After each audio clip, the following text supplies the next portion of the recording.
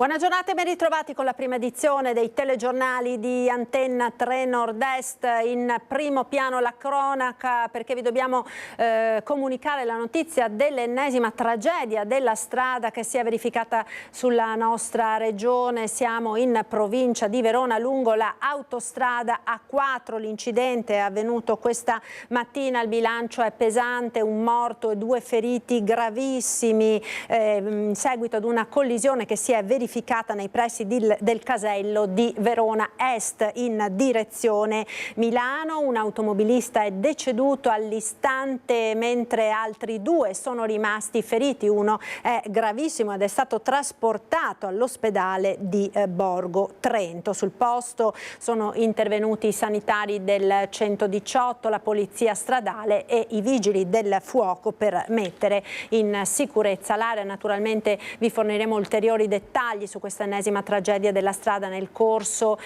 di questa o delle prossime edizioni dei nostri telegiornali. Ed ora torniamo a parlare del mistero della morte di Alex Marangon, il 25enne barista di Marcon, trovato morto all'interno del fiume Piave dopo che aveva partecipato a questo evento di musica medicina nell'abbazia di Vidor. Ebbene, nell'abbazia di Vidor proprio da questa mattina presto è in corso un ennesimo sopralluogo da parte dei vigili del fuoco, anche con i droni che stanno passando palmo a palmo la cascata, la scarpata sottostante la terrazza dell'abbazia. Ma per tutti i dettagli ci colleghiamo con i nostri inviati, Cristian Arboit con Nicoletta Rizzetto. Buongiorno Cristian.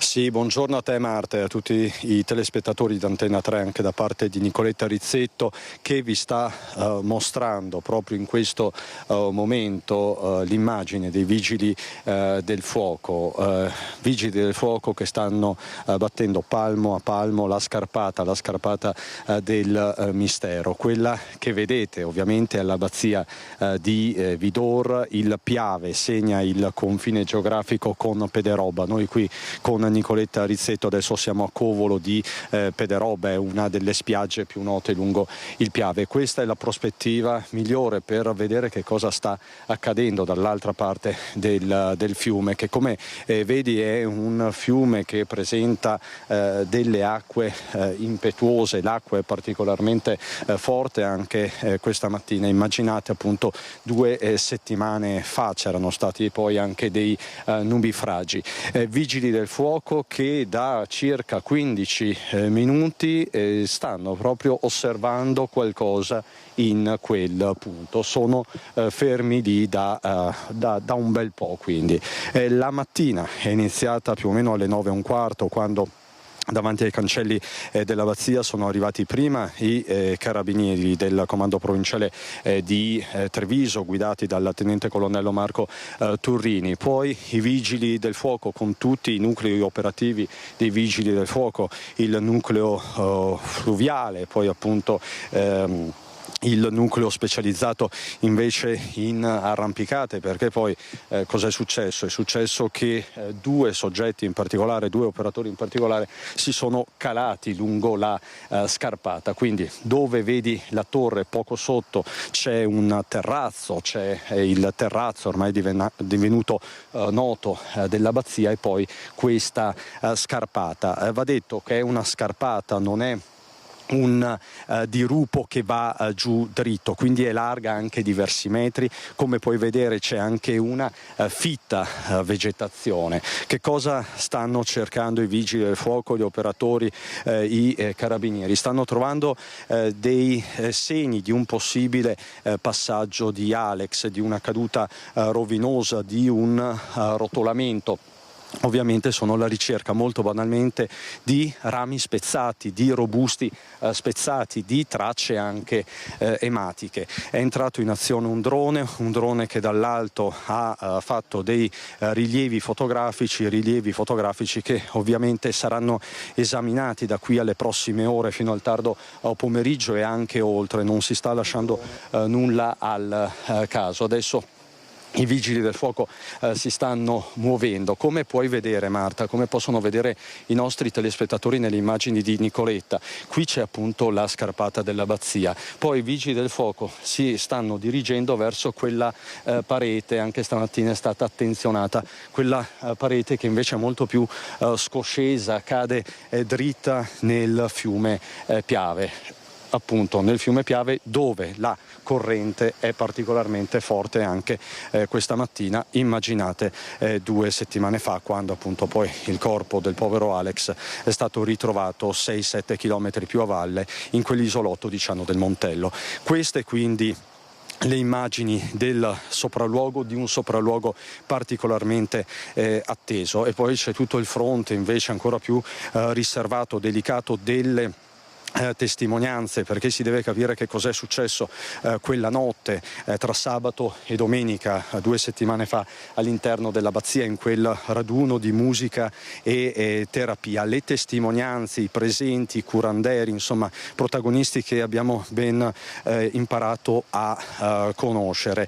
Proprio su di loro si concentrano le attenzioni dei familiari, soprattutto di Alex. Familiari di Alex che da qualche ora a questa parte chiedono formalmente di verificare anche le condizioni in cui versavano 2 settimane fa i partecipanti. In pratica esami tossicologici. Loro dicono gli esami tossicologici non vanno fatti solo sul corpo di Alex, ma di tutti i partecipanti. Perché? Perché appunto lo vediamo nel servizio che adesso mandiamo in onda. Chiede accertamenti tossicologici su tutti i presenti al rito l'avvocato Nicodemo Gentile, che rappresenta la famiglia di Alex. Verifiche, dice il legale, che dovevano essere già fatte. L'uso di sostanze, questo è il punto, potrebbe aver alterato anche il ricordo e la genuinità delle dichiarazioni finora rilasciate da chi ha partecipato a quel raduno di musica e terapia alla presenza dei 2 curanderos. Finora il guru Andrea Zuin, organizzatore dell'evento, ha parlato di tisane depurative. I curandero hanno delle medicine che si chiamano purghe e servono proprio per pulirti fisicamente. Ovviamente quando ti pulisci fisicamente c'è una reazione anche emotiva, perché è come se rilasciassi qualcosa, ma è tutto in nome della pace, della soluzione dei problemi, non della creazione, non di certo nella stimolazione di un assassino, non di certo nella stimolazione di una rabbia. Non solo, a poche ore dal nuovo sopralluogo sulla scarpata adiacente all'abbazia, il legale della famiglia ribadisce di non credere all'ipotesi di caduta accidentale e a maggior ragione volontaria. Più che buttarsi, è stato lanciato da un terrapieno l'ipotesi di Gentile, cui si aggiungono le parole del papà di Alex, Luca, che in un post pubblicato nelle scorse ore sui social è ritornato a lanciare un appello a chi c'era. Ogni dettaglio può essere importante, dice Luca Marangon, che descrive il figlio come un ragazzo pieno di voglia di vivere, generoso, che si fidava degli altri, forse troppo ingenuo. Insomma, per la famiglia qualcuno almeno ha visto e sa qualcosa, anche indirettamente. Dall'abbazia finora la voce più chiara è stata quella dello stesso Zuin. Io in cuor mio sono sicuro e ho fede che i presenti in quel cerchio non sono responsabili. Allora, i vigili del fuoco adesso si sono spostati, probabilmente, Marta, sono risaliti, probabilmente, utilizzo sempre questo termine perché appunto noi sappiamo fino a un certo punto, sono indagini delicatissime, probabilmente la mattinata di sopralluogo sta volgendo al termine. Tra l'altro fra poco con Nicoletta Rizzetto ritorneremo all'esterno dei cancelli dell'abbazia, dove tra l'altro c'è il proprietario, c'è il conte da Sacco, stamattina particolarmente infastidito nei confronti della stampa. Del resto il momento impegna tutti e non potrebbe essere altrimenti, visto quello che è successo, vista la tragedia. Domani tra l'altro i funerali di Alex Marangon a Marcon, sarà un giorno di lutto cittadino per la cittadina veneziana. Comunque, come vedi, i mezzi dei vigili del fuoco sono ancora operativi, sono ancora nel cortile dell'abbazia, vicino appunto al terrazzo. Quindi sopralluogo in corso, nessun esito al momento, perlomeno non c'è stato comunicato. Ma ritorniamo sulla figura dei curanderi e ritorniamo anche sull'utilizzo di sostanze psicotrope, dell'ayahuasca in particolare. Hai sentito Zuin che parlava nel servizio, nell'unica intervista a microfono che ci ha concesso in questi giorni, di una tisana depurativa. Questo è il termine utilizzato, però il sospetto è che ci sia di mezzo questa ayahuasca. Abbiamo chiesto al direttore generale dell'ULSS Due Benazzi che cos'è l'ayahuasca, che conseguenze può provocare all'organismo, non solo l'ayahuasca ma tutta quella tipologia di sostanze. E poi con Benazzi ci siamo soffermati anche sul ruolo dei curanderos. Con l'intervista al direttore generale Benazzi, per il momento Marta ti saluto con Nicoletta Rizzetto. L'ayahuasca ovviamente è un miscuglio di erbe, dalle liane e ovviamente e da altre sostanze che vengono, è un intruglio che viene preparato e poi viene somministrato come decotto, quindi alla persona che ovviamente la vuole prendere. Chiaramente contiene le sostanze che sono considerate in Italia per la categoria 1 illegali e che quindi sono sostanze allucinogene che creano ovviamente delle visioni, che creano dei problemi, che creano dei disturbi importanti soprattutto al sistema nervoso centrale, anche con aggressività o depressione. Nel momento in cui c'è questa trasposizione al di fuori del proprio corpo che creano queste sostanze allucinogene, potrebbe essere anche che poi alla fine la persona non controllata, non riesce a controllarsi e possa anche avere dei fenomeni legati all'aggressività verso altri o verso se stesso. E il consiglio che diamo a tutti ovviamente di evitare di utilizzare queste sostanze che possono creare veramente dei danni anche a livello cerebrale. I decotti fatti con sostanze normali che non sono psicotrope ma servono ovviamente per tipo con camomilla o altre cose vanno benissimo. Chiaramente questi tipi di sostanze sono nocive all'organismo. Direttore Benazzi, poi al di là della sostanza ci sono delle figure professionali, tra virgolette, che hanno fatto capolino in tutta questa vicenda. I curanderi, qualcuno li ha chiamati sciamani, altri curanderi, diciamo che ultimamente si utilizza il termine curanderi. Sono figure riconosciute, non riconosciute? Chi sono i curanderi? Beh, in Italia non sono assolutamente riconosciute, all'estero, penso in Brasile sì, sono riconosciuti non certamente come medici ma come persone che ovviamente aiutano a utilizzare le erbe in generale.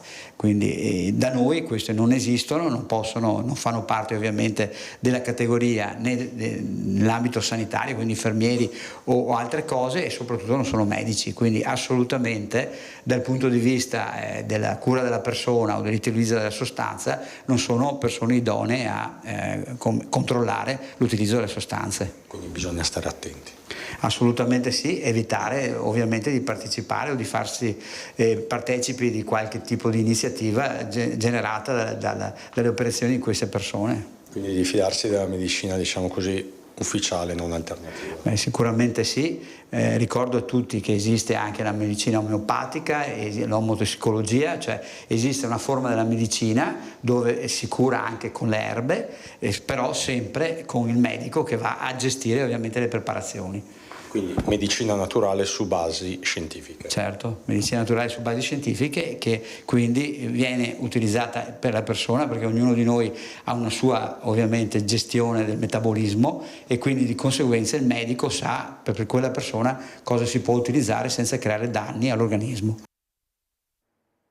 Dalle prime ore dell'alba di oggi la Polizia di Stato di Verona sta dando esecuzione a 7 misure cautelari emesse nell'ambito di un'ampia attività di indagine che vede coinvolte per diversi episodi di violenza 29 persone indagate e gravitanti negli ambienti dell'estrema destra scaligera. Gli indagati sono contestati a vario titolo reati di lesioni, violenza privata, minacce, danneggiamento e porto di oggetti atti ad offendere. 2 degli arrestati facevano parte dei 67 tifosi italiani che lo scorso 15 giugno a Dortmund, prima della partita Italia-Albania del campionato europeo, erano stati intercettati dalle autorità tedesche poco prima di aggredire un gruppo di supporter albanesi. Durante il controllo erano stati ritrovati numerosi passamontagna e bombe carta. Tutti i tifosi erano stati sottoposti ad un fermo preventivo. Uno dei due veronesi fermati in Germania, tra l'altro, risultava anche destinatario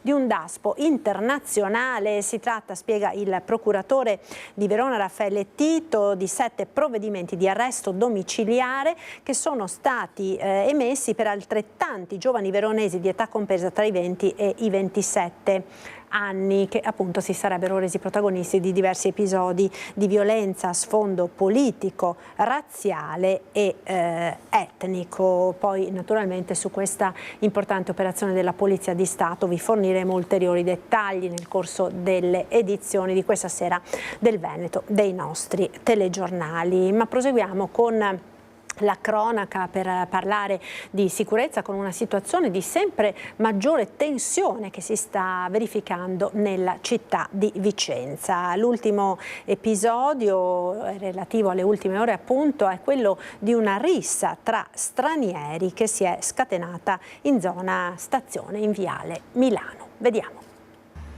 Violenza in strada, scene tratte dalla foresta urbana di Viale Milano a Vicenza, dove si consuma l'ultima rissa tra immigrati. Una scena scioccante, quella a cui i cittadini che abitano nel quartiere sono stati costretti ad assistere, richiamati dalle urla provenienti dalla strada. Sono le 5:30 del mattino quando inizia una lite furibonda. Chi vive nella zona viene svegliato di soprassalto da questi personaggi che evidentemente a quell'ora sono in giro.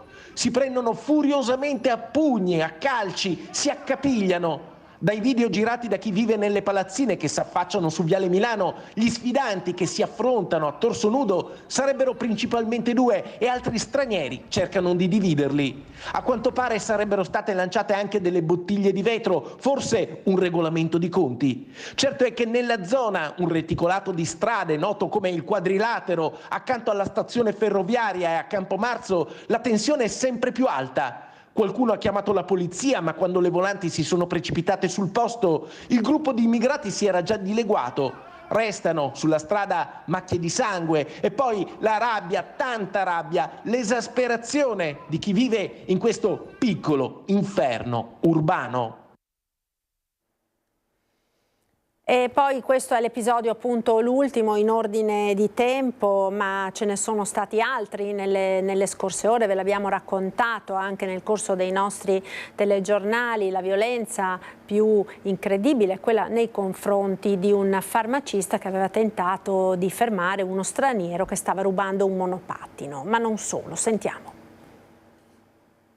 La legge della foresta, la regola del più forte, del più arrogante, del più violento. Ladri che aggrediscono chi tenta di fermarli, siringhe in centro storico, degrado. A Vicenza i commercianti lanciano l'allarme, così non si può più andare avanti. L'ultimo episodio questa mattina, quando in Piazza delle Erbe un farmacista nota uno straniero che sta tentando di rubare un monopattino elettrico posteggiato negli stalli per le biciclette. Prova a fermarlo e i testimoni raccontano che a quel punto si scatena l'inferno. Il signore stava filmando il ragazzo che stava cercando di rubare un monopattino che si trova lì e praticamente vedendolo ha iniziato a dirgli di smettere di filmare e l'ha iniziato a picchiare e praticamente con un pugno alla faccia a un certo punto penso abbia perso i sensi ed si è accasciato ed è caduto sulla vetrina della farmacia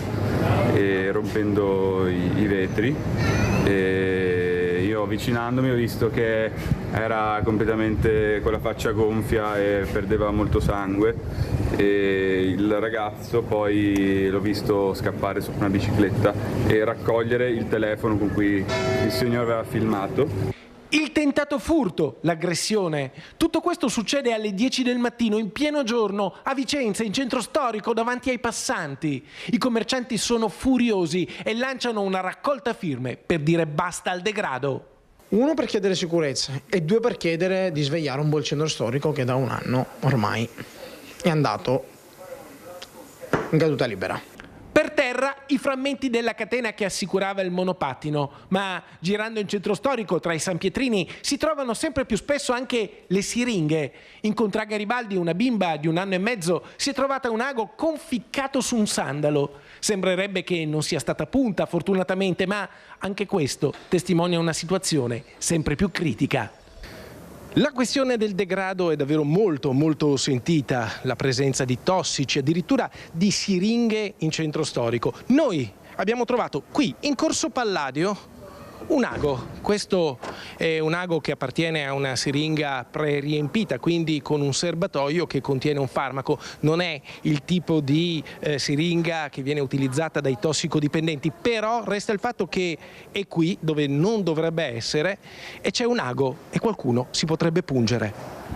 Restando in città, questa è la situazione del degrado davanti all'asilo di San Rocco. Siringhe dappertutto, vicino a un luogo frequentato dai bambini. Insomma, i commercianti sono davvero esasperati. Qui bisogna prendere dei provvedimenti seri di più.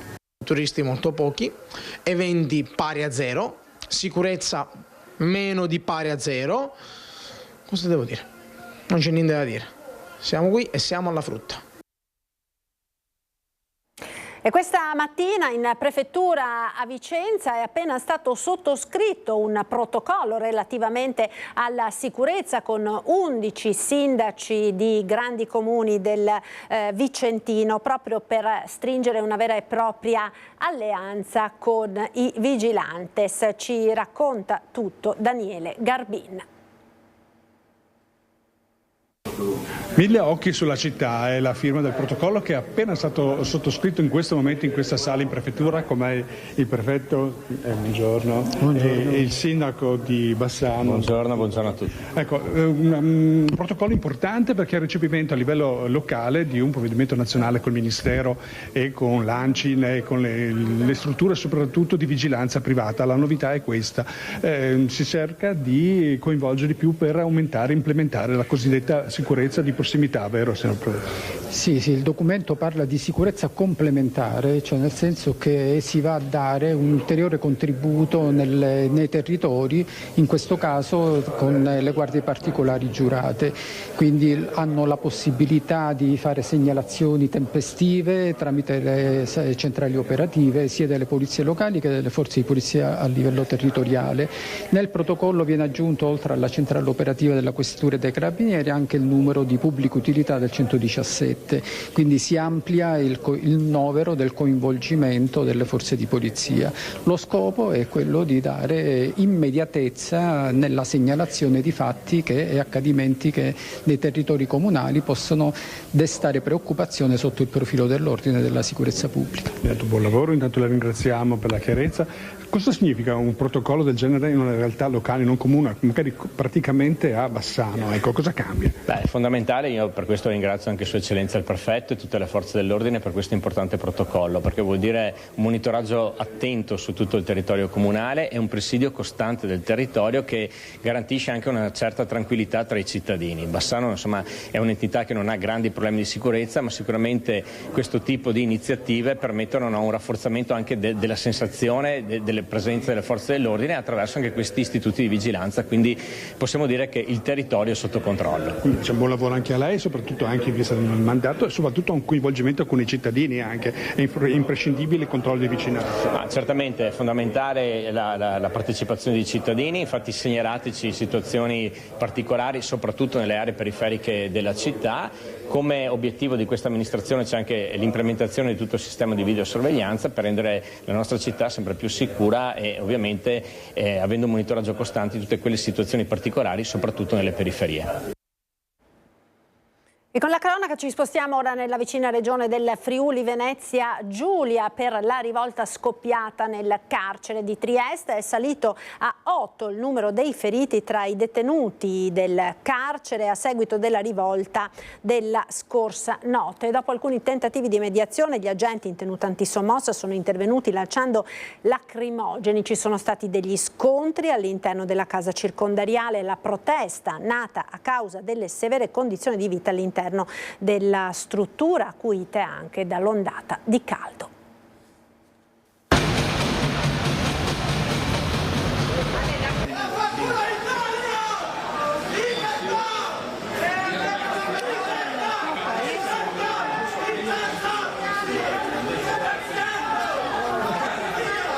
fuga dei detenuti dalle finestre del carcere, materassi e coperte date alle fiamme e via Coroneo e limitrofe blindate dalle forze dell'ordine. Clima surreale nella serata di ieri per la rivolta scoppiata nella casa circondariale triestina attorno alle 19:30. Siamo trattati come animali, si sentiva gridare, stavolta finisce male, dormiamo a terra e con le cimici.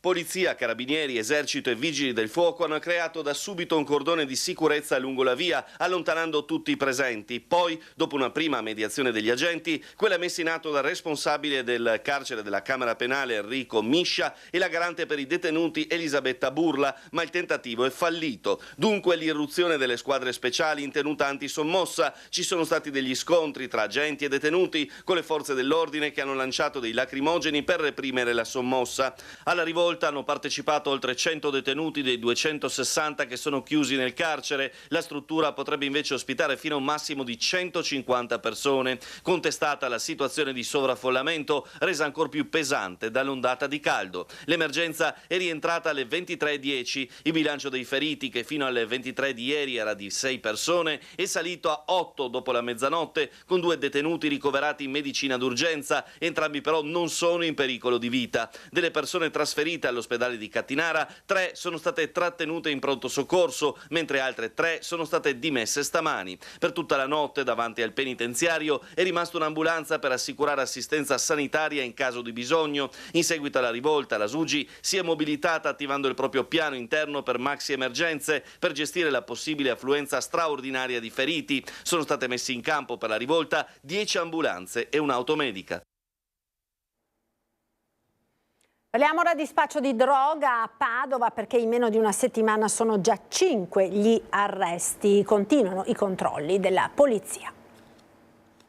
Lotta allo spaccio di droga in città. In queste settimane estive si sono intensificati i controlli della polizia nelle aree dove maggiormente sono segnalati episodi di compravendite di sostanze stupefacenti. Dopo l'arresto di lunedì in Prato della Valle, dove la squadra mobile ha fermato un 31enne badante tunisino che aveva appena spacciato una dose di hashish, i poliziotti si sono spostati in via Vigonovese, dove vicino ad un bar hanno bloccato un tunisino che aveva appena venduto una dose di cocaina per 40 euro. Lo straniero in tasca aveva anche altre 8 dosi di droga, 950 euro. I poliziotti allora hanno perquisito la sua abitazione, un appartamento a Vicenza, dove hanno trovato altri 2000 euro, tutti in banconote di piccolo taglio, segno di una fiorente attività di spaccio.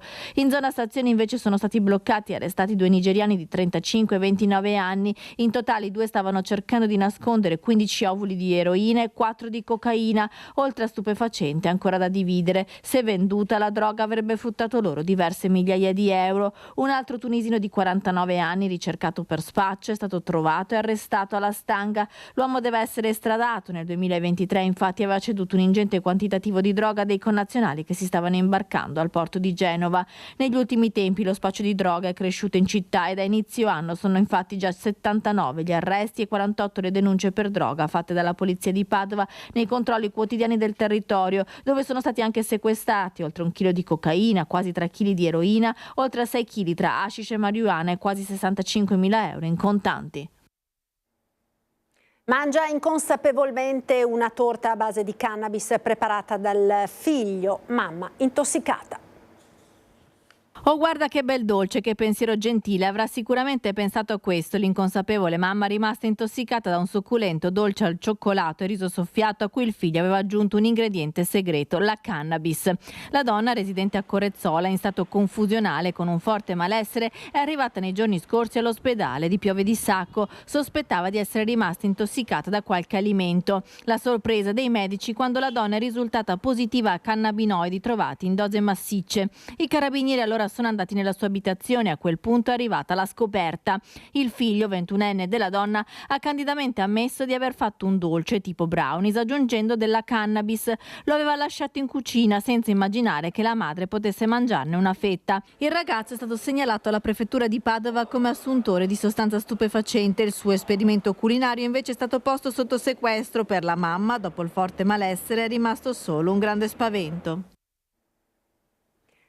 6 persone, tra le quali 2 veneziani e 2 trevigiani, sono finite nei guai per gli attentati incendiari alle pizzerie d'Acuti messi a segno a gennaio tra Cassola e Rosà nel Vicentino. Per gli inquirenti il mandante è l'ex titolare dei locali. I motivi sarebbero di natura economica. Avrebbe assoldato un uomo per organizzare 3 attentati incendiari ai danni di 2 pizzerie di Rosà e Cassola, come forma di ritorsione nei confronti degli attuali gestori ai quali aveva ceduto l'attività con un contratto di subaffitto d'azienda. Il rapporto era sfociato in disaccordi di natura economica e quindi il 61enne di Bassano, finito nel mirino dei carabinieri, avrebbe deciso di affidare a un coetaneo croato, residente in provincia di Treviso, l'organizzazione degli attentati incendiari che avevano colpito la pizzeria ristorante d'Acuti di Cassola e Villa d'Acuti a Rosà. Tutte le azioni erano avvenute a gennaio di quest'anno e secondo gli inquirenti sono state messe in atto dalla stessa mano, quella di un croato di 57 anni residente nel Pavese.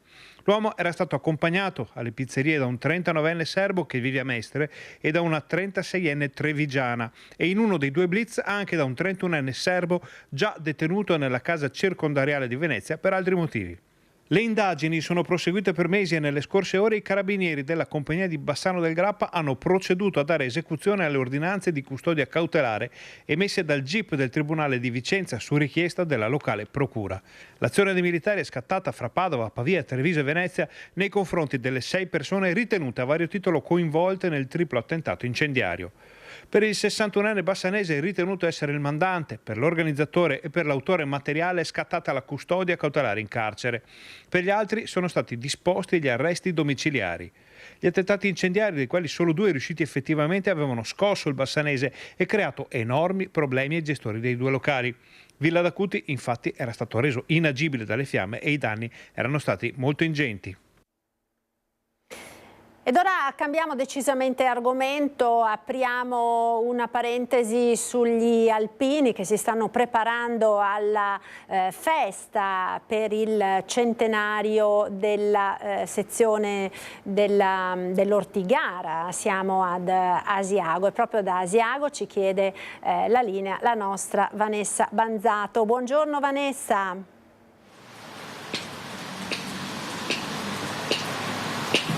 Vanessa, mi senti? Siete in diretta, Vanessa. Ecco. Marta, eccoci qua da Asiago. Domani sarà una giornata davvero intensa con questi 100 anni del gruppo alpini di Asiago. Ebbene, piove. Sta venendo giù proprio la classica ondata d'acqua che è arrivata proprio all'improvviso, mentre gli alpini stanno allestendo la cittadella alpina che appunto domani sarà vissuta dalle tantissime persone che vorranno partecipare a questa grande festa alpina di Asiago. Con me il presidente degli alpini di Asiago Enzo Biasia e il tenente colonnello Antonio Esposito che sta un po' organizzando e guidando i suoi commilitoni per appunto la realizzazione di questa cittadella. Parto proprio dal presidente Biasia. Cosa c'è da aspettarsi domani, presidente? Domani sicuramente ci sarà tanta gente, ma anche tanti alpini e tanti visitatori a venire a vedere questa splendida cittadella alpina. Tanti giovani sicuramente avranno l'onore di venire a vedere questa cittadella alpina. E ricordiamo però i 100 anni di storia della sezione Monte Ortigara, ricordiamo la prima adunata nazionale nel 1920 su questi luoghi sacri degli alpini della Grande Guerra e ricordiamo che anche domani il Consiglio Comunale di Asiago darà la cittadinanza onoraria alla sezione Monte Ortigara perché con il loro volontariato, con le loro cerimonie, con i loro ricordi sono una cosa molto gradita. E poi ci troviamo proprio sotto quello che è il sacrario, questo simbolo di pace che caratterizza non solo la città di Asiago ma tutta la nostra Italia. Sì, esattamente, siamo qua vicino al nostro sacrario che noi chiamiamo la perla dell'altipiano e speriamo che presto venga messo in sicurezza, che si può ancora visitare quei giovani che hanno dovuto lasciare la propria vita per salvare la nostra Italia. Domani ci sarà anche lo scoprimento di un particolare monumento dopo la sfilata. Sì, domani faremo lo scoprimento di un alpino in marmo delle nostre zone, per ricordare i nostri 100 anni di storia della sezione Monte Ortigara, che dobbiamo ringraziare l'amministrazione comunale che vi è stato messo questa statua in un posto strategico dell'altipiano. Così tutti potranno vederlo. Esatto, tutti potranno vederlo e visitare. Senta, tenente colonnello, i suoi uomini sono al lavoro per la realizzazione di questa cittadella. Che cosa ci sarà qua dentro?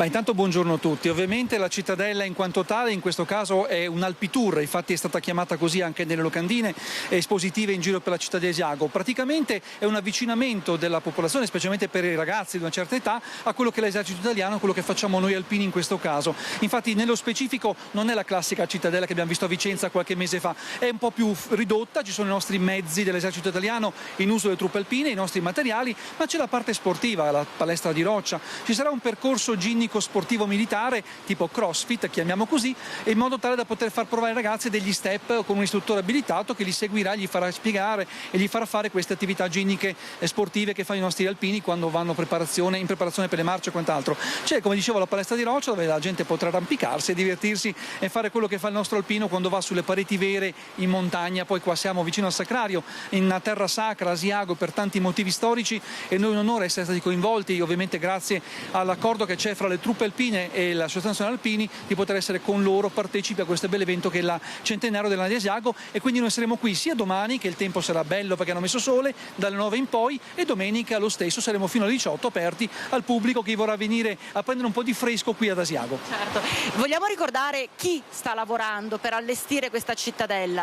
Assolutamente sì, ovviamente il personale della Brigata Alpina Giulia, c'è il 7° Reggimento Alpini che materialmente è quello che sta allestendo le tende e il materiale sportivo, insieme al 14° Reparto Comando Supporti Tattici Alpini con sede in Udine, il 7° Belluno, quindi gioca in casa, è quello che è più vicino nelle zone del Cadore, e ovviamente anche in questo caso dell'Asiago, dell'Altopiano. Ovviamente poi c'è il Comando Brigata Alpina Giulia e le truppe alpine in generale col suo portavoce e quant'altro, quindi siamo le truppe alpine schierate, il nostro esercito nella speciale truppe alpine sarà schierata qua ad aspettarvi per essere visitato e stare con noi una o due giornate quando volete. Ecco Presidente, prima di chiudere vogliamo ricordare che domani ci sarà questa giornata interamente dedicata ai 100 anni degli alpini di Asiago e poi invece domenica il pellegrinaggio sull'Ortigara. Sì, esattamente, il pellegrinaggio dell'Ortigara che viene fatto ogni anno, organizzato dalla sede nazionale, dalle sezioni di Asiago, di Verona e Marostica. In quella terra sacra degli alpini, in quella colonna per non dimenticare, è una terra importante da visitare, e invito tutti gli alpini e non alpini a visitare cosa è successo in quegli anni di grande guerra. E domani ci sarà anche il Labaro Nazionale qui. Sì, esattamente, il Labaro Nazionale e tutto il Consiglio Nazionale è presente, col Presidente, si intende. Certo, quindi presente anche il Presidente dell'ANA Sebastiano Favero, proprio in prima linea per questa giornata davvero carica di emozioni. Bene, da Asiago è tutto per il momento, ricevo la linea allo studio. Grazie a Vanessa Banzato e ai colleghi della redazione di Bassano. Vi ricordiamo naturalmente che l'evento verrà trasmesso dalle reti Media Nord-Est domani mattina. Noi ora ci fermiamo per qualche istante di pubblicità. A tra poco, restate con noi.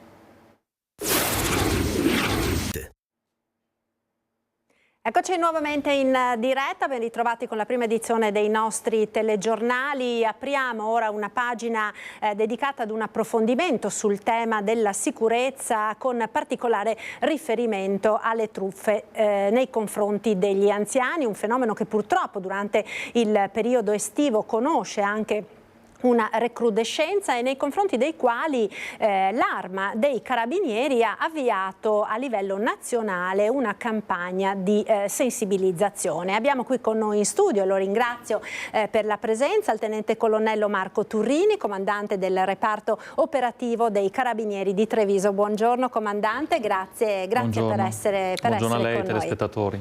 Ecco, allora, truffe agli anziani, un fenomeno che diciamo c'è sempre stato, ma che però nell'ultimo periodo sta davvero assumendo dei contorni sempre più di frequenza e sempre più preoccupanti.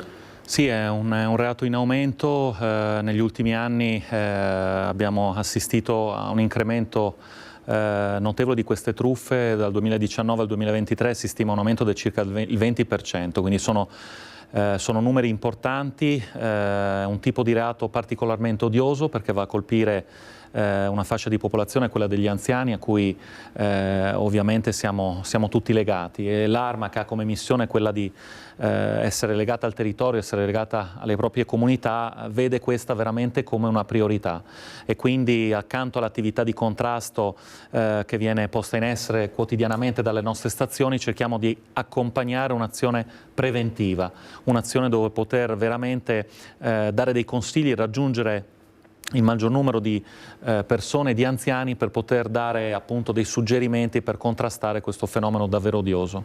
Ecco, una campagna, dicevamo, che è partita a livello nazionale e che ha visto arruolare, possiamo dire così, dall'Arma dei Carabinieri un testimonial d'eccezione, il nonno d'Italia, l'attore Lino Banfi. Vediamo quindi lo spot che è stato realizzato proprio in collaborazione con l'Arma dei Carabinieri. Vediamo. Questo è Vincenzo, mio cugino, ha chiamato l'avvocato, ha detto: io sono l'avvocato di suo figlio, deve pagare la cauzione, se no domani va in galera. E lui ha pagato. Maledetti. Ecco, vedi, questo invece è Nunzia, abita vicino a me. Non le hanno consegnato un pacco dicendo che era della figlia, doveva anticipare subito i soldi. Ovviamente quello ci è cascato e nel pacco non c'era nulla. Queste sono le cose che a me mi fanno, capito? E questo sono io. Sai che hanno telefonato pure a me? Hanno detto: c'è una fuga di gas. Io dico: lasciatelo fuggire, tanto poi i carabinieri l'arrestano. Lino, ne sentiamo tante di storie così. Per fortuna alcune hanno un lieto fine. È quello che dico io. L'importante è che uno pensi: questa è una truffa, e chiama i carabinieri. Se qualcuno di persona al telefono chiede informazioni personali, chiede soldi, vuole entrare in casa, non abbiate dubbi. Chiamate l'112. Noi possiamo aiutarvi. Oh, aprite bene gli occhi, eh?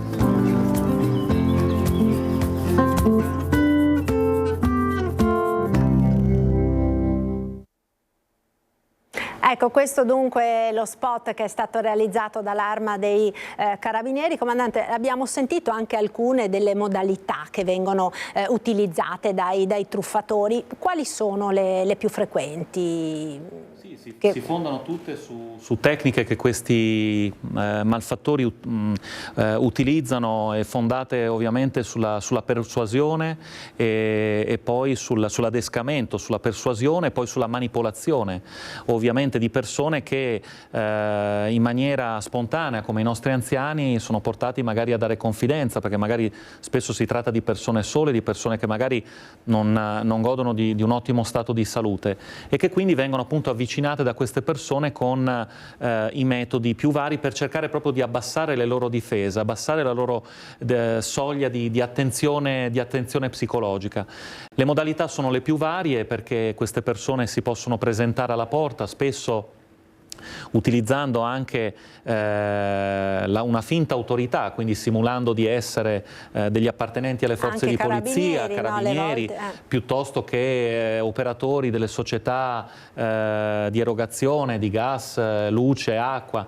Quindi è chiaro che in questo da un lato appunto ingenerano un timore verso l'autorità, ma anche una forma, no, di rispetto, perché chi si trova di fronte a un carabiniere o comunque di fiducia, un appartenente, esatto, di fiducia, tende ad aprire. Invece, ecco, in questi casi occorre veramente avere una soglia di diffidenza, chiedere il maggior numero di informazioni possibili di fronte a un atteggiamento magari frettoloso, volutamente emergenziale da parte dell'interlocutore, che chiede magari di entrare in casa per verificare una perdita di gas, per informare la persona anziana che magari c'è un congiunto coinvolto in un incidente, quindi occorre pagare subito una cauzione. Ecco, non perdere la calma, mantenersi lucidi, chiedere il maggior numero possibile di informazioni, fermare questa persona sulla soglia e dire: un attimo, devo informare mio fratello, devo dirlo a mio figlio,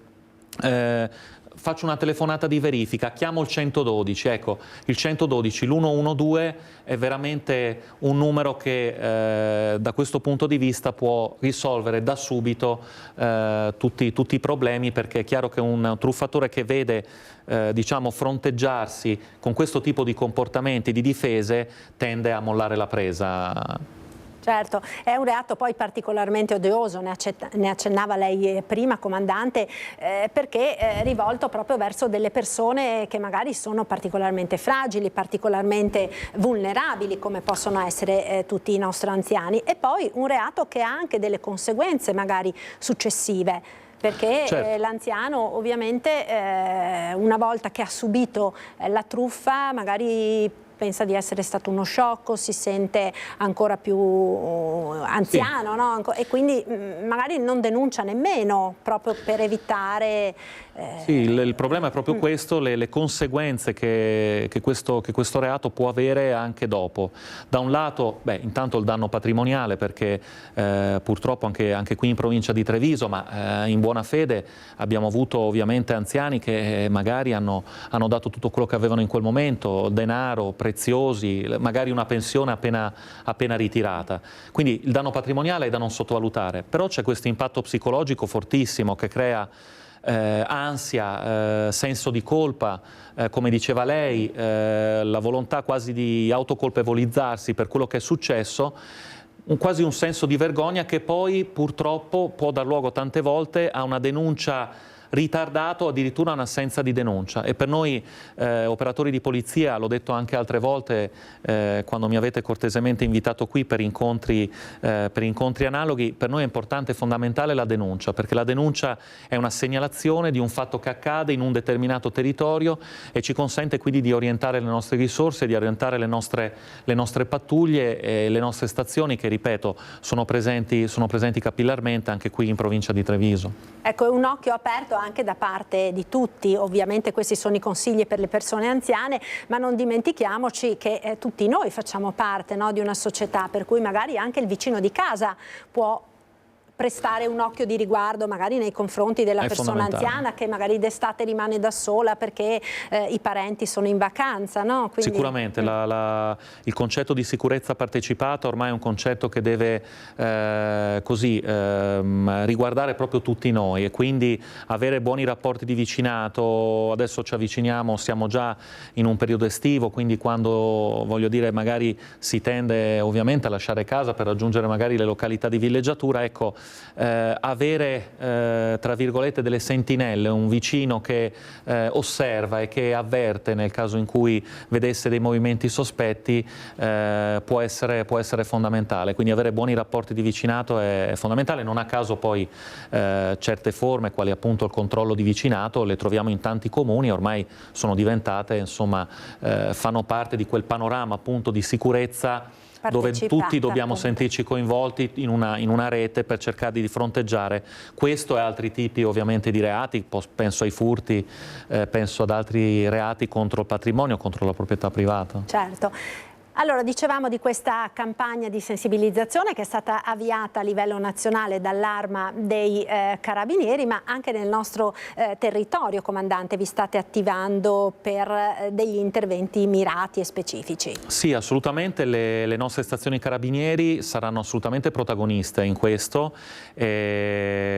Troverete, i cittadini troveranno affissi nelle nostre stazioni una serie di locandine, anche leggibili con QR code, dove poter accedere al nostro sito, dove troveranno, insomma, sintetizzati schematicamente un po' i consigli di cui abbiamo parlato insieme, messaggi chiari, facilmente visibili. Vogliamo ricapitolarli per chi ci sta seguendo da casa, proprio un decalogo, 1, 2, 3. Diffidare dalle apparenze, non aprire la porta agli sconosciuti, non basta un tesserino perché io possa essere sicuro di aver di fronte un appartenente alle forze di polizia, quindi chiamare il 112, limitare un pochino la confidenza, a chi bussa alla nostra porta, limitare la confidenza al telefono e anche quando andiamo su internet. In provincia di Treviso cercheremo di diffondere il più possibile questa campagna, ripeto, con manifesti, con volantini presso i nostri comandi, ma abbiamo dei progetti di collaborazione con diversi enti e associazioni che ci aiuteranno in questo progetto, e quindi nei prossimi giorni daremo conto appunto di queste iniziative di collaborazione. Il fine è quello ovviamente di arrivare al maggior numero possibile di anziani, di persone, per cercare di invertire un trend che, come dicevo, insomma, ci preoccupa, ma ci preoccupa anche la singola truffa, non solo i grandi numeri, perché dietro a ogni truffa a un anziano c'è veramente una storia magari di solitudine, ripeto, di senso di vergogna, di ansia, oltre a quello che può essere appunto il danno patrimoniale. Quindi ci teniamo particolarmente come Arma di Carabinieri e come Comando Provinciale Carabinieri di Treviso. Certo. Io la ringrazio allora, Comandante, per essere stato qui con noi quest'oggi. Naturalmente poi i nostri telespettatori potranno trovare, come si diceva, questi consigli anche nel sito dell'Arma dei Carabinieri. Grazie al Tenente Colonnello Marco Turini, Comandante del Reparto Operativo dei Carabinieri di Treviso, per essere stato con noi. Noi proseguiamo ora perché ci chiede la linea da Noventa Padovana la collega Valentina Visentin per parlare di una sorta di referendum popolare, possiamo definirlo così, Valentina, al quale sono chiamati i residenti di un quartiere che vogliono cambiare comune. A te Valentina, buongiorno. Sì, buongiorno Marta, proprio così, il referendum popolare sarà l'atto finale di questo passaggio, un passaggio che da tempo si discute tra il comune di Vigonza e quello di Noventa Padovana. Qui con me c'è proprio il sindaco di Noventa Padovana, Marcello Bano, ovvero la questione riguarda il quartiere di San Vito, un quartiere che fa parte del comune di Vigonza ma geograficamente, logisticamente è molto legato al comune di Noventa Padovana, e così i due sindaci hanno avviato una discussione, una trattativa, se vogliamo usare questo termine, coinvolgendo anche il grande costituzionalista professor Mario Bertolissi, per cercare di capire se ci fosse un iter burocratico per l'annessione e il passaggio di questo quartiere. Ed ora è arrivato un passaggio fondamentale: la giunta regionale ha dato il via libera a questa annessione che dovrà poi essere discussa in Consiglio regionale. Sindaco, non era per niente scontato, ma insomma la collaborazione tra sindaci vi ha visto uniti nell'interesse dei cittadini? Assolutamente sì, se non era per le due amministrazioni, perché nessuno ci avrebbe scommesso €1, non saremmo mai riusciti a fare nulla, ma soprattutto oltre a Bertolissi, se non c'era l'intervento e la sensibilità della Regione Veneto, molto attenta ai temi locali del territorio, non saremmo mai riusciti a fare niente. In particolare ci ha dato una mano il responsabile enti locali Francesco Calzavara e l'assessore Roberto Marcato, che si è prodigato a portare in giunta entrambi questa delibera. Quindi diciamo che quello che state facendo è proprio un momento storico, perché si va a ripristinare un vecchio confine. A che epoca ci riferiamo? No, allora ci riferiamo alla dominazione austriaca in Veneto, quindi parliamo del 1854, quando gli austriaci deviarono il corso del Brenta e lasciando fuori, come si può vedere per esempio da questa cartina, la frazione di San Vito. Quindi questo è il Brenta che taglia, mentre questi sono i confini Noventa Padovana. Ora, cosa succede? Che i cittadini di San Vito, per andare nel proprio comune, quindi Vigonza, devono attraversare addirittura un pezzo di Padova, quindi era una cosa assolutamente anacronistica. Con le due amministrazioni abbiamo iniziato a ragionare, ma soprattutto abbiamo tenuto in considerazione le richieste che da oltre 50 anni pervenivano dai sanviotti. E quindi siamo riusciti in 1 anno e mezzo, insieme con il professor Bertolissi, con i due consiglieri di San Vito, Nicolò Tacchetta e Marisa Grisenti, a creare un percorso che stesse in piedi da un punto di vista giuridico e soprattutto che desse l'opportunità di far votare solo i cittadini di San Vito, con un parere pro veritate del professor Mario Bertolissi. Cittadini di San Vito quindi che sono chiamati a questo referendum, dovrebbe essere fissato per l'autunno più o meno. Allora, in teoria i tempi sono questi. È molto importante ricordare che però non dipendono da noi. Adesso andrà in Consiglio regionale, perché la modifica dei confini eccetera deve passare per forza dal Consiglio regionale e dopo essere passati dalla prima commissione per tutte le varie fasi istruttorie. Però ipoteticamente quello che ci dice la Regione, ottobre o dicembre, adesso non vorrei dare date o false aspettative, però quelli dovrebbero essere i tempi tecnici per poter andare al referendum di San Vito. Grazie Sindaco, allora staremo a vedere come andrà a finire questa vicenda. Ovviamente il parere definitivo sarà quello dei cittadini di San Vito. Da Noventa Padovana è tutto, linea allo studio. Grazie a Valentina Visentin della nostra redazione di Padova per questo collegamento da Padova. Torniamo a Venezia con la nostra Ilaria Marchiori per tornare a parlare di questa provocazione, diciamo, che è stata lanciata negli ultimi giorni, delle pistole ad acqua contro i turisti. Ilaria, a te, buongiorno. Sì, buongiorno a te Marta, buongiorno ai nostri telespettatori. Come hai detto, continuiamo a parlare di questa proposta provocatoria, poi definita anche goliardica, da parte del consigliere comunale di opposizione Martini di tutta la città insieme, che ha appunto, eccola qui, l'oggetto del contendere, una pistola d'acqua. Ha proposto fondamentalmente: armiamoci di pistoline ad acqua, ovviamente piene d'acqua, per fronteggiare il turismo di massa, ovvero sparare contro i turisti, bagnarli in qualche modo per far fronte al turismo di massa, visto che, dicono, l'amministrazione non è minimamente in grado di gestire la situazione nemmeno con il contributo d'accesso che, ricordiamo, lo scorso fine settimana ha avuto il fine settimana conclusivo della fase sperimentale, e quindi ora si capirà il da farsi e l'amministrazione renderà conto anche di quelli che sono stati i numeri e le cifre di questa fase sperimentale. Ma cos'è successo? Torniamo a questa proposta delle pistole ad acqua. Sono stati in molti a insorgere, tra cui proprio anche consiglieri d'opposizione, oltre che il sindaco Brugnaro, che addirittura ha detto: questa volta non posso far finta di nulla, con questa proposta si danneggia l'immagine a livello internazionale di Venezia, e sarò pronto, parlandone anche con gli altri consiglieri, a capire come e se agire anche in sede civile, perché è un comportamento inaudito. Più o meno della stessa opinione, quindi d'accordo questa volta con il sindaco Brugnaro, molti consiglieri di opposizione, tra cui anche il Partito Democratico. Siamo qui con Giuseppe Saccà, il capogruppo, che poi insieme a Monica Sambo e altri consiglieri, Gasparinetti, Wiesmann, si sono detti contrari a questa boutade del consigliere Martini. Perché, Saccà? Innanzitutto grazie di essere qui con noi. Grazie a voi e buongiorno a tutti. Allora, il tema è molto semplice secondo noi del Partito Democratico. Venezia deve essere una città accessibile e accogliente.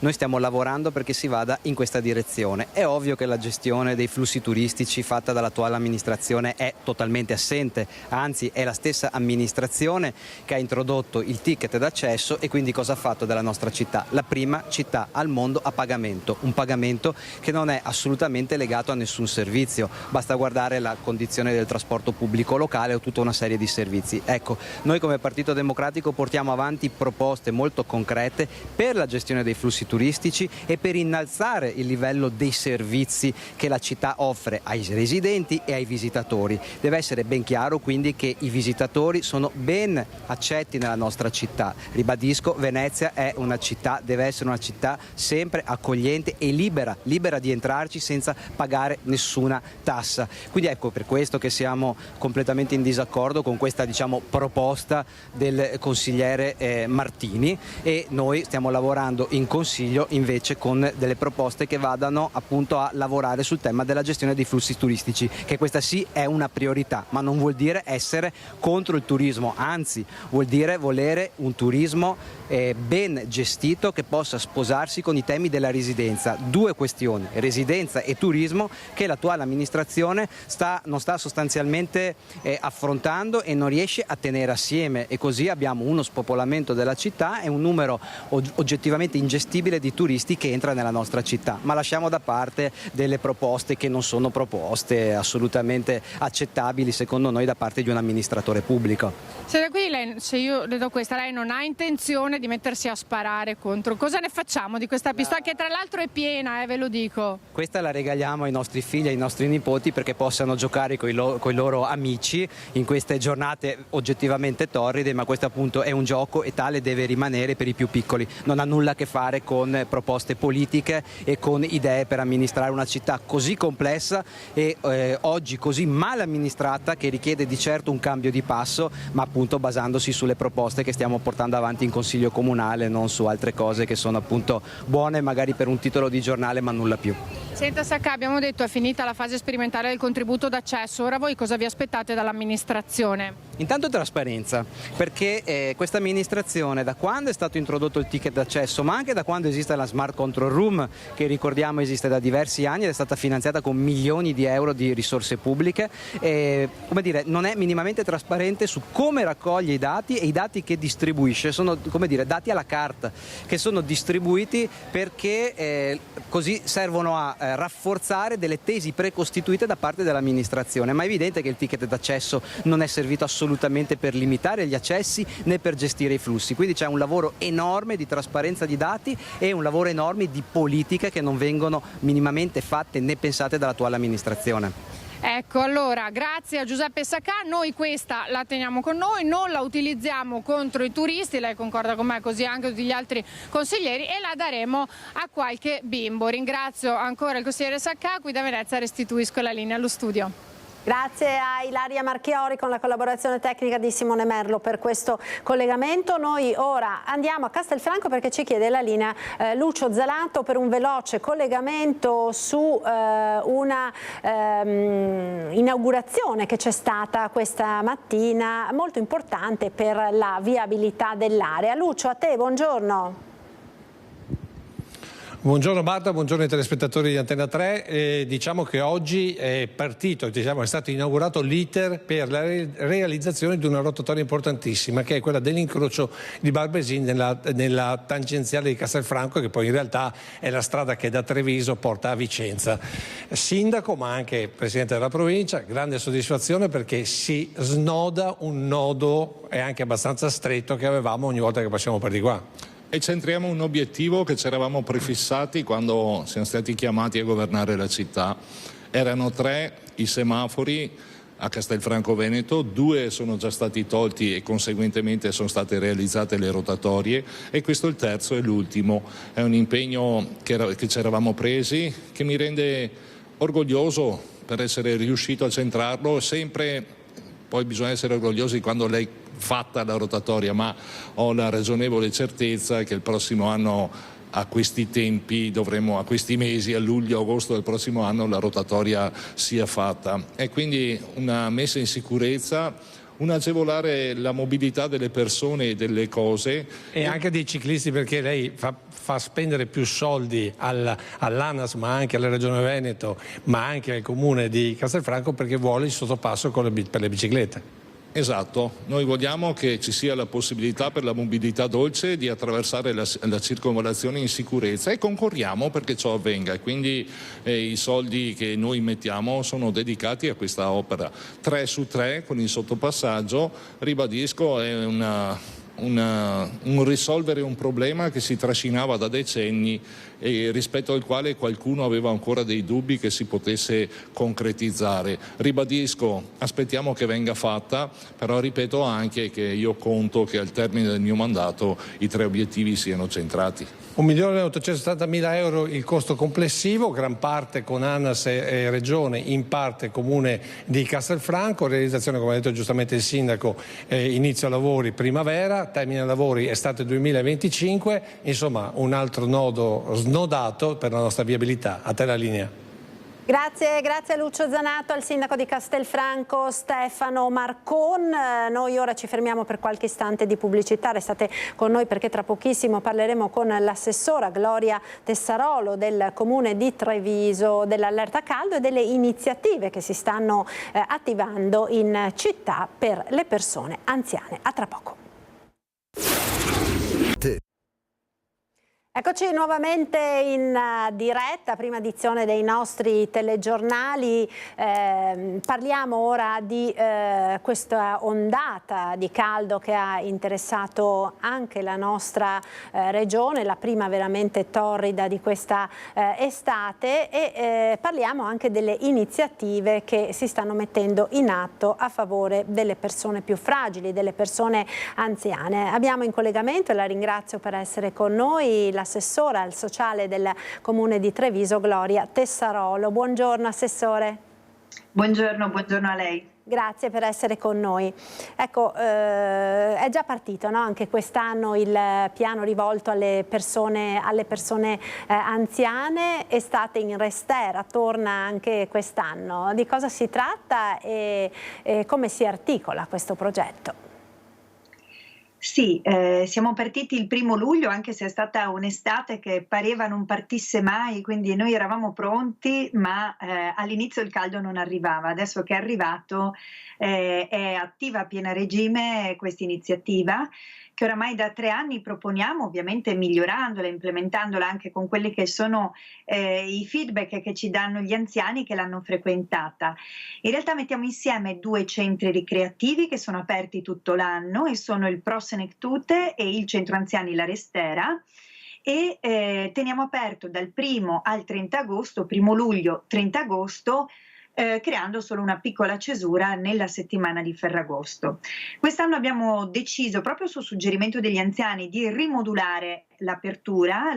Fino all'anno scorso facevamo tutti i pomeriggi, ma questa cosa si rivelava impegnativa per gli anziani, e quindi ci hanno chiesto di poter avere dei pomeriggi di riposo a casa, dei pomeriggi invece da passare insieme, perché all'interno del centro, grazie proprio alla collaborazione preziosissima, anzi direi fondamentale, con le associazioni, in modo particolare con Se la Luna, che gestisce 2 pomeriggi a settimana, il lunedì e il mercoledì, e l'AVO, l'associazione volontari ospedalieri, che invece è in servizio il venerdì pomeriggio, vengono fatte attività, laboratori di carta, giochi di società, letture, quindi vengono fatte delle diverse proposte condivise ovviamente con le anziane prevalentemente che frequentano il centro. Ovviamente poi c'è qualcosa da bere, del succo, dell'acqua, del tè, in modo tale da poter anche rispettare un po' quelle che sono le linee guida che noi vediamo proprio per combattere il caldo, divulgate dal Ministero, reiterate dalle aziende sociosanitarie, da tutti i comuni, dalla Regione del Veneto, che sono appunto quelle delle buone abitudini, quindi evitare di uscire nelle ore più calde, ma soprattutto idratarsi molto, e per questo quindi diventa anche un momento di convivialità, non solo di attività, per fare 2 chiacchiere.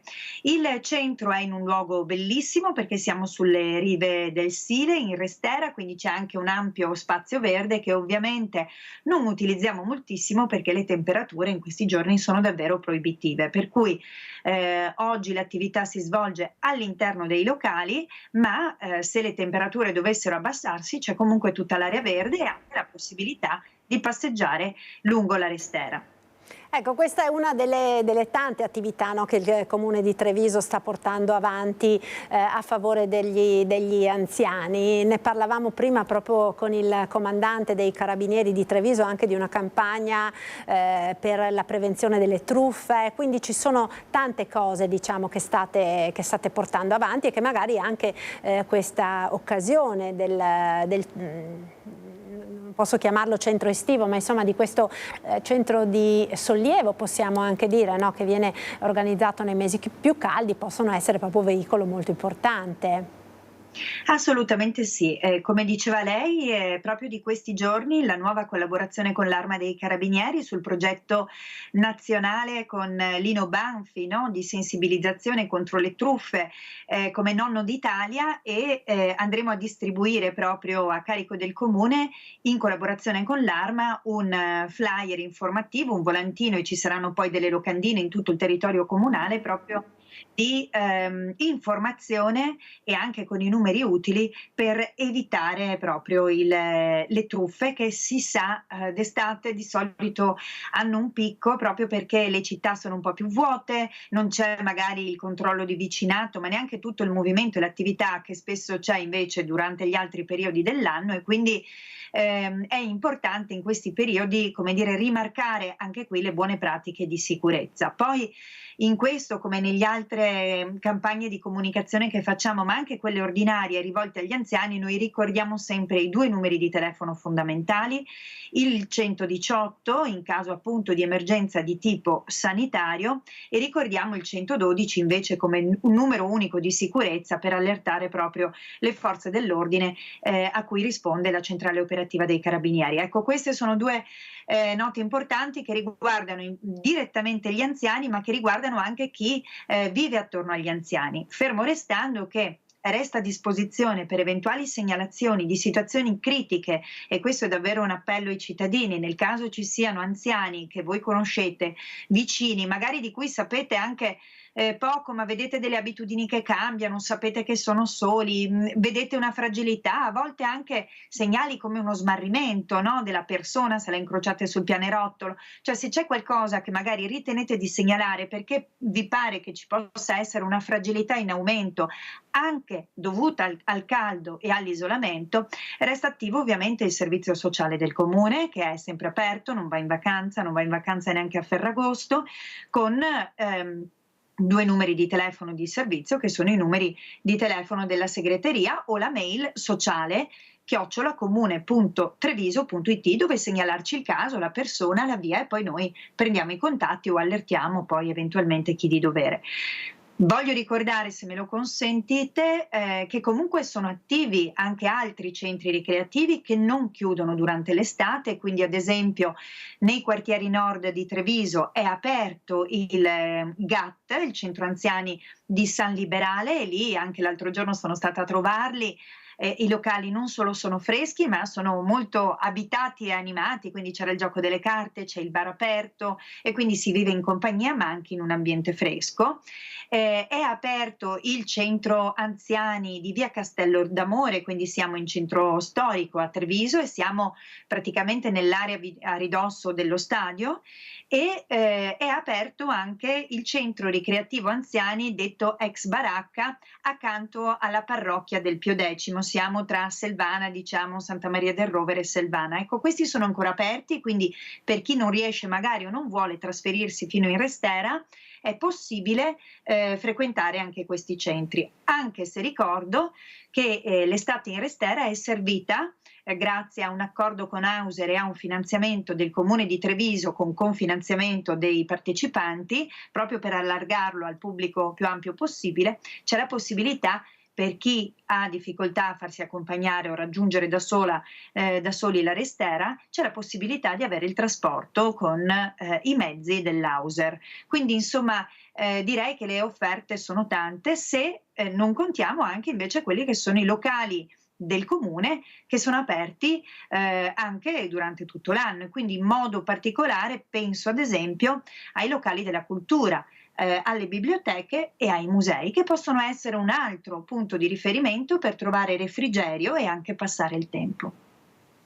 Grazie, allora io la ringrazio davvero per essere stata con noi e buona estate naturalmente a tutti coloro che ci stanno seguendo. Grazie a Gloria Tessarolo, assessore al sociale del Comune di Treviso. Buona giornata e buon lavoro. Grazie a voi altrettanto, grazie. Grazie. Noi ora proseguiamo parlando di lavoro con una notizia che sta destando non poca preoccupazione, quella della crisi alla Breton di Castello di Godego, che annuncia oltre 200 esuberi. Sentiamo. Un numero dichiarato di 216 su un totale di 832 dipendenti. Preoccupazione da parte del sindacato di metalmeccanici per l'impatto della crisi aziendale della Breton SPA, che ha annunciato oltre 200 esuberi. Azienda che opera nel settore dell'industria metalmeccanica e figura tra i leader mondiali nella progettazione e produzione di macchine e impianti per la pietra naturale, composita e non solo.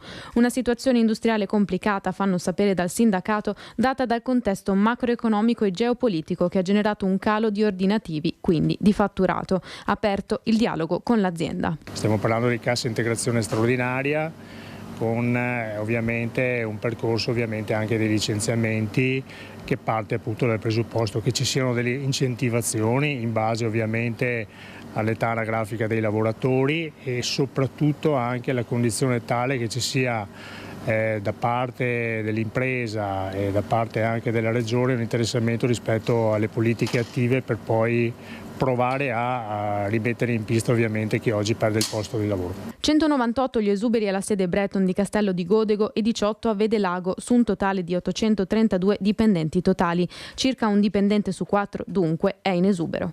L'azienda sta rispondendo ovviamente con la consapevolezza che un numero così alto di esuberi ha una caduta importante e negativa sul territorio, ma si sta provando a mettere a fuoco tutte le condizioni tali per provare a garantire la sostenibilità all'impresa e non solo, ovviamente anche la sostenibilità a quelle persone che perderanno il posto di lavoro. Parliamo ora di consultori, perché mancano consultori in tutto il nostro territorio e da Padova parte una raccolta firme per tutelarli e chiederne nuove aperture. Dovrebbe esserci un consultorio ogni 20.000 abitanti. A Padova c'è un consultorio ogni 52.500 abitanti. Ne sono rimasti aperti solamente 4, ne sono stati chiusi 6 e questi dati danno assolutamente la cifra del depauperamento, del depotenziamento dei consultori familiari. Una rete tutta al femminile per chiedere alla Regione di ripristinare il numero di consultori nel territorio, un presidio fondamentale per la tutela della salute fisica e anche psicologica della donna.